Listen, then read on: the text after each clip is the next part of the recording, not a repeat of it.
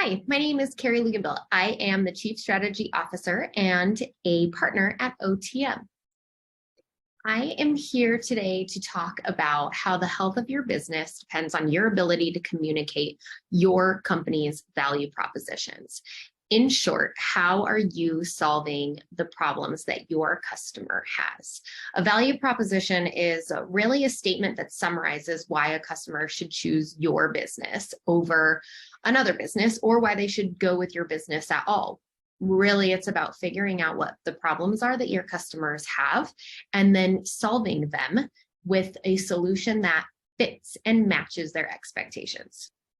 There are a number of reasons why a value proposition might not work. One being that they talk about the wrong solution. So even though you understand the problem that your customer, your client is having, you're not actually solving that problem with your solution. So you really want to make sure that you're aligning the language that you use with the language that your customer uses. Another reason a value proposition might fail is that the solution you're offering doesn't fit the segment of the customer that you're talking to specifically. For example, if you are selling paleo snacks and you are trying to sell them to people who are visiting a donut shop, you may be providing a great solution to the wrong customer. Another potential pitfall of value propositions is not having an urgent or expensive problem. An urgent or expensive problem means that your audience is willing to spend money to solve this problem right now.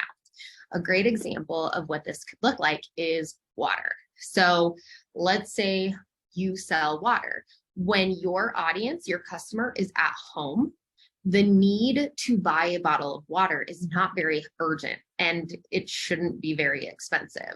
There's typically a tap that they can run and drink water out of. And so you are looking at a not urgent and expensive situation. On the flip side, let's say your target audience is at a baseball game and it's really hot out. They're down at the baseball stadium and they're walking around the concourse and they're super thirsty. They are willing at that point to spend more money to access water. All of a sudden that problem becomes urgent and it becomes expensive, and a $7 bottle of water makes more sense than leaving the baseball game, getting in your car and driving home to access your tap.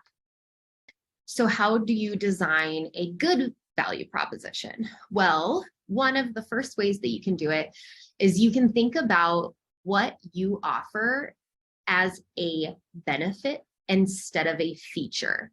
A lot of times, especially if you're in a professional services organization, we tend to talk about what we do in the features that what we offer have. And an example of that would be an iPhone. Your feature of your iPhone is that you can make phone calls or that you can play music. The benefit, however, is that you can communicate with people from anywhere. It's that you can have thousands of songs in your back pocket. So be very cautious of if you are only talking about features versus talking about the benefit that those features have to your audience. A really fun practice would be to list out all of the features that you do offer and try to coordinate each of those features with a potential outcome that is positive for your audience. This can help you stop thinking in the term of features and start thinking in the term of benefits. Consumer product goods companies do a great job talking about benefits over features, and perfume is a great example of this. Perfume advertisements never talk about liquid in a glass bottle. Those are the features. What they talk about is how they smell good and it makes you feel beautiful and it makes you feel attractive and it makes you feel connected to other people. Those are benefits. So think about creating value propositions that are specifically related to the outcome, the successful outcome that they offer to your customers.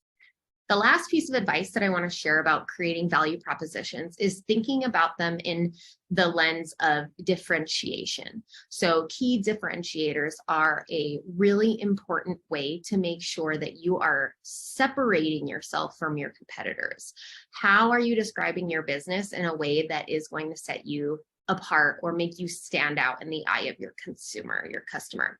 A great example of this is that I have a lot of experience working with companies who have said, you know, what makes us really special is that we're family owned.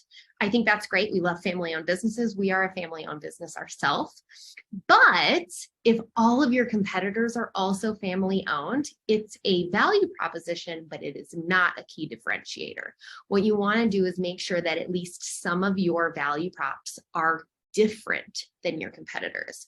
You need to tease out what makes you special. What's that special sauce? Is it your team, the expertise that you have? Is it your background? Is it a unique approach that you have? Is it a guarantee that you offer? Is it a process that you go through? Whatever that is, do research to make sure that it is truly different than what your competitors are saying, so that you can actually start to differentiate your value propositions from the value propositions of who they may also be looking at and comparing you to. So check out our website, meetotm.com/insights for more information on value propositions, key differentiators, and our brand story process.